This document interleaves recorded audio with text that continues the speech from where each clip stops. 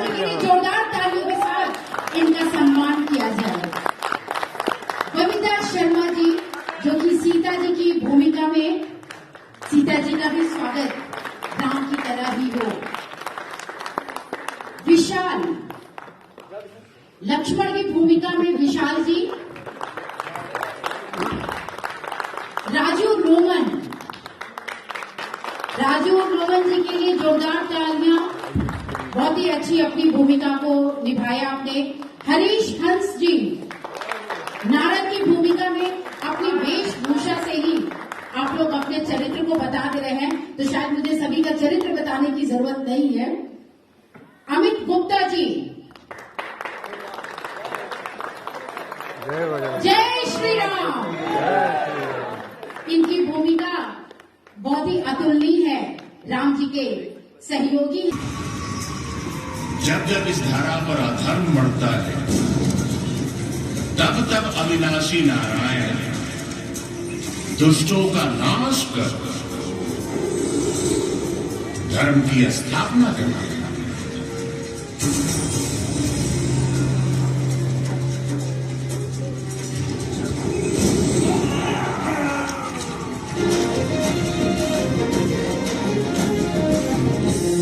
अखंड है ये धर्म प्रचंडता राम की, देखो ये राम राज्य लीला श्री राम की। अच्छा, और एक दिन जब प्रभु श्री राम का मन उदास था, तब माता सीता ने इसका कारण जानना चाहा।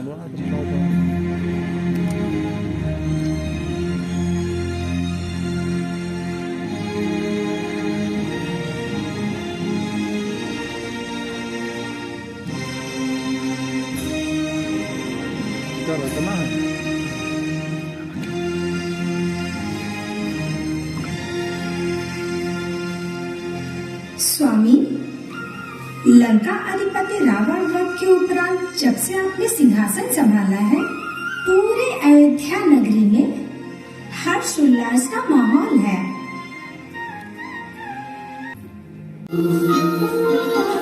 अंग अंग तेरा रस की गंगा, रूप कबो सागर होगा।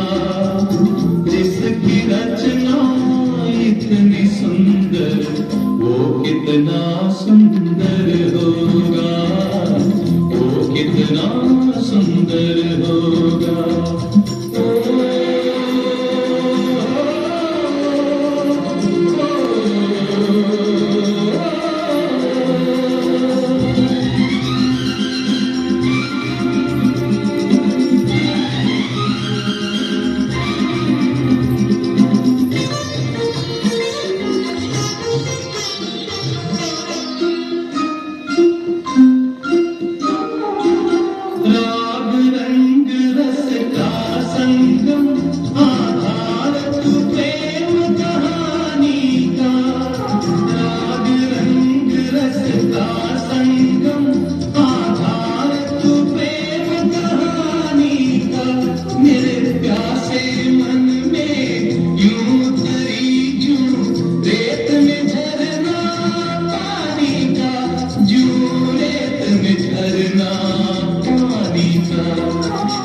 अपना रूप दिखाने को,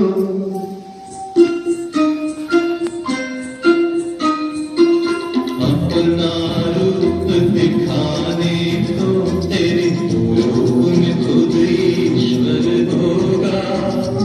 जिसकी रचना इतनी सुंदर, वो कितना सुंदर होगा, वो कितना सुंदर होगा, वो कितना सुंदर होगा।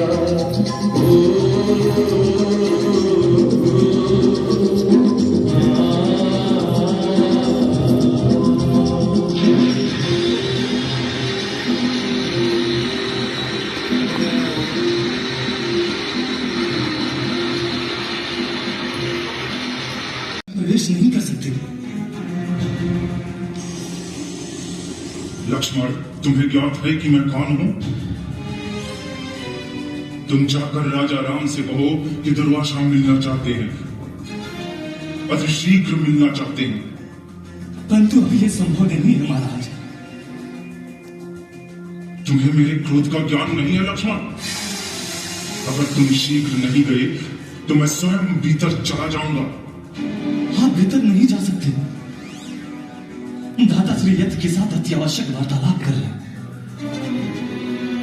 यदि तुमने मुझे रघुराम से मिलने में बाधा उत्पन्न की तो मैं तुम्हारे पूरे रघुकुल को श्राप दे दूंगा। सब कुछ जलकर भस्म हो जाएगा। वो कार्य समाप्त हो चुका है। धर्म की स्थापना हो गई है। वह शरण भी है। मुझे गर्व है कि मैं तुम्हारा भ्राता हूं। जिस तरह से तुमने 14 वर्षों तक मेरी प्रतीक्षा की है और मेरे खड़ाओं को राज सिंहासन पर रखकर आशीर्वाद प्राप्त करते रहे हो, वो प्रशंसा योग्य है। अयोध्या नगरी को तुमने सजो के रखा है, इसके लिए तुम सदैव स्मरण किए जाओगे। प्रभु, अगर आप हमें इस शिक्षा का उत्तराधिकारी समझे तो कृपा करके मुझे राजधर्म की शिक्षा दें। भैया, हमारे ऊपर कृपा करके कर्तव्य और धर्म रूपी उपदेश की अमृत वर्षा करें प्रभु, अमृत वर्षा करें। करने आशांत है। अगर राजा भी उत्सव मनाने लगे तो राजा का ध्यान अपनी प्रजा से भटक जाता है। सीता, कुछ प्रश्न उठे मेरे न्याय को लेकर, और मैं अपनी प्रजा से न्याय को लेकर वचनबद्ध हूं। मैं समझी नहीं महाराज। कल रात्रि में नगर में निकला था। लोगों के मन में कुछ प्रश्न है आपको लेकर। मुझको लेकर? मुझसे न्याय की अपेक्षा है सीता।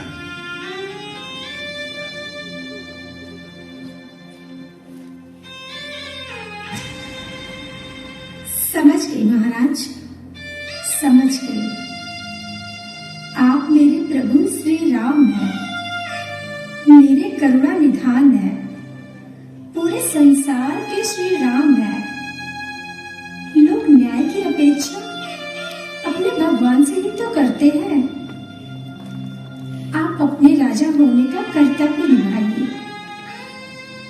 मैं कभी आप पर प्रश्न नहीं उठाऊंगी। आप मेरे लिए मर्यादित हैं, और सदा मर्यादित रहेंगे।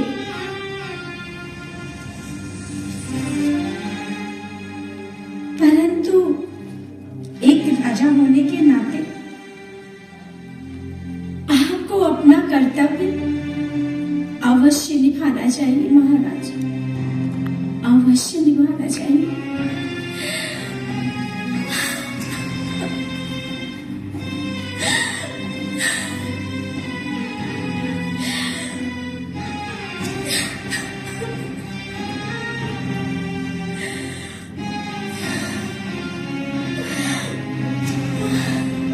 जीवन में कभी कभी ऐसे क्षण आते हैं सीता, जब व्यक्ति को परिवार की चिंता नहीं।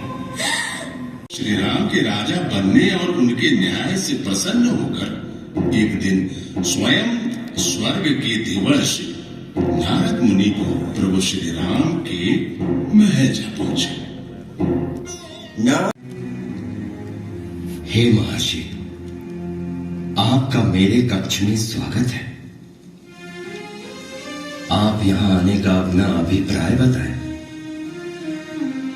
मैं आपके मन की अभिलाषा को जानना चाहता हूं। आपके इस समय आने का कारण जानना चाहता हूं।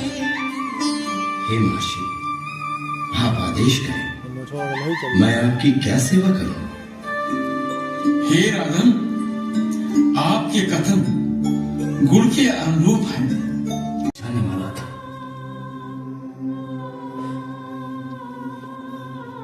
परंतु विधि के विधान को कौन रोक सकता है भ्राताश्री? हाँ भैया, इस पीड़ा को आपको शीघ्र ही खोलना होगा।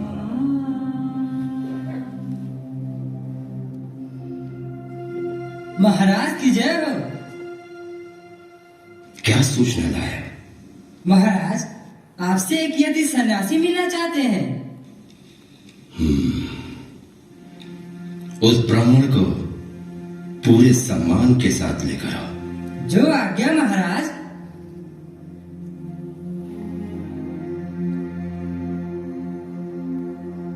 महाराज, इस समय एक यज्ञ से मिलने का कारण तुम नहीं समझोगे लक्ष्मण। ये नियति का खेल है, संभाव हो चुका है। अब मेरा मन भी इस पृथ्वी लोक पर रहने का नहीं है। मैंने स्वयं आपको यहां पर बुलवाया है।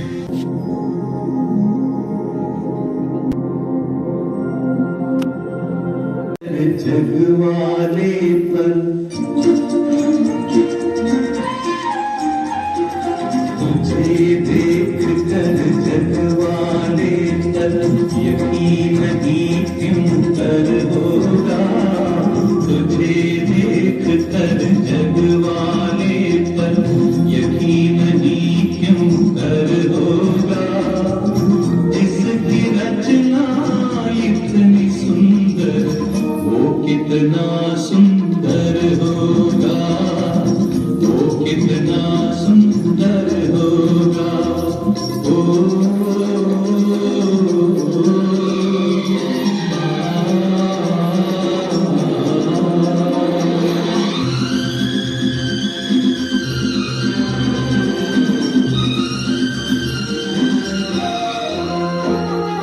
तुझे देखने को मैं क्या हर दर्पण तरसा करता है।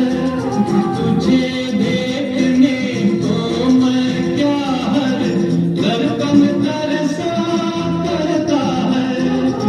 यूं तुलसी के बिरवा को हर आंगन तरसा करता है। हर आंगन तरसा करता है। अंग अंग तेरा रस की गंगा।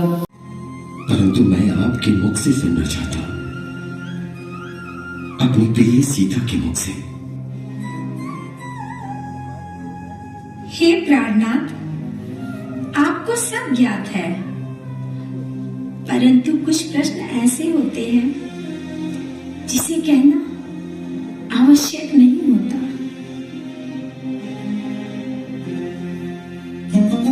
किंतु आवश्यक क्यों नहीं है सीते? मुझे जानने का अधिकार क्यों नहीं है? मुझे इसका कारण बताइए सीते, मुझे इसका कारण बताइए। नहीं प्रभु, आप मुझे लज्जित ना करें। हे प्राण प्रिय सीता, तुम मुझे अपने निकट क्यों नहीं आने दे रही हो?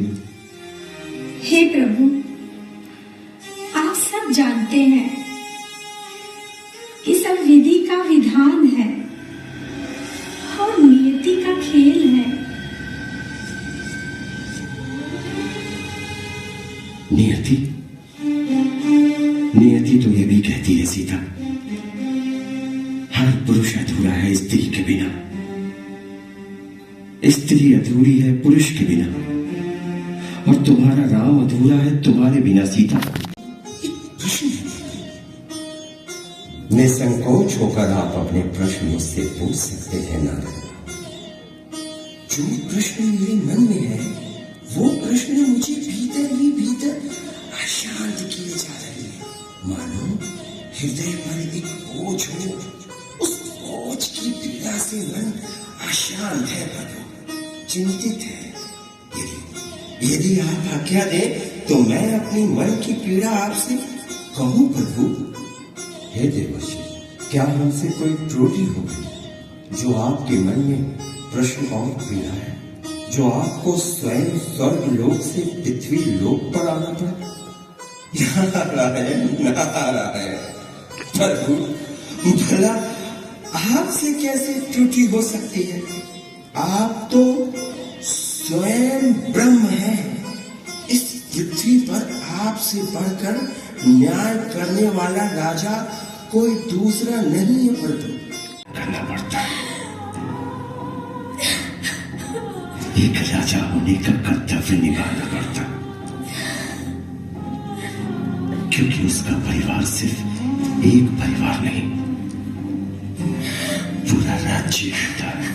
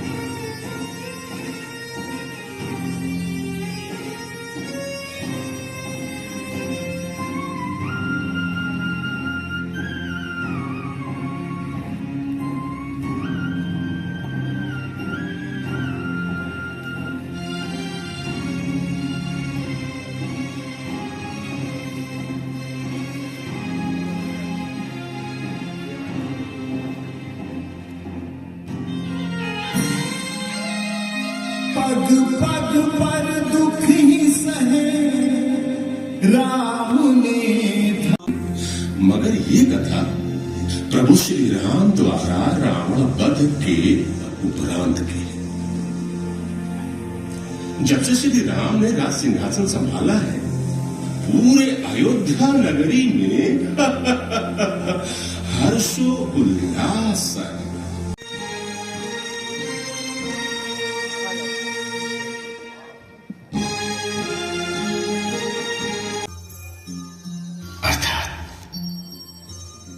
अर्थात जो समर्थ होते हैं उनका कोई दोष नहीं हो, इसलिए प्रकृति समय समय पर अपना खेल खेलती, जिसे प्राकृतिक लीला कहते हैं।